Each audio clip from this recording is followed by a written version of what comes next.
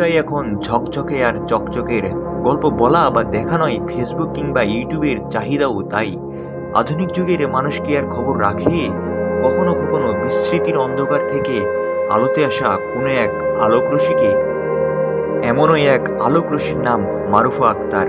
ফসলের মাঠ থেকে বিশ্বমঞ্চে নীলফামারীর এক প্রত্যন্ত গ্রাম থেকে উঠে আসা এই মেয়ে আজ বাংলাদেশ নারী ক্রিকেট দলের অন্যতম ভরসার নাম।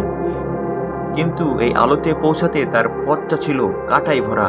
একসময় তার পরিবার এতটাই অভাবী ছিল যে ভালো কাপড়ের অভাবে কোনো অনুষ্ঠানে তাদেরকে দাওয়াত দেওয়া হতো না, কারণ তাদের উপস্থিতিতে মান সম্মান হারাবে বলে অনেকেই মনে করত।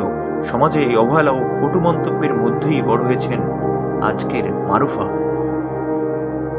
ছোটবেলা থেকেই ক্রিকেটে ছিল তার প্রবল আগ্রহ, কিন্তু গ্রামের মানুষ তখনও সেটিকে ভালো চোখে দেখেননি। ক্রিকেট খেলার জন্য তাকে তিরস্কার করা হতো, তার পরিবারকে শুনতে হতো তুচ্ছ তাচ্ছিল্যের কথা। তবুও থেমে যাননি মারুফা। প্রতিদিনের অনুশীলন শেষে যখন ঘরে ফিরতেন মারুফা, দেখতেন মা ঘরের এক কোণে কাঁদছেন। সমাজের কটুকথা ব্যতীত হয়ে মায়ের চোখে পানি লুকাতেন, আর মেয়ে জড়িত হয়ে কাটতেন মায়ের সাথে। এই কান্না, এই বেদনা, এগুলি ছিল তার আগুন হয়ে ওঠার ইন্ধন।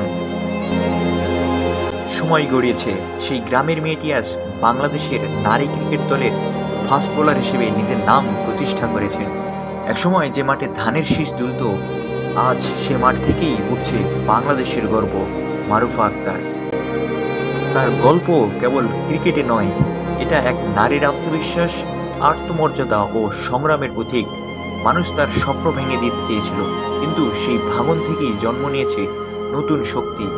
আজ তিনি সেসব মেয়েদের অনুপ্রেরণা, যারা সমাজের বাধা উপেক্ষা করে নিজের স্বপ্নকে আঁকড়ে ধরেছে।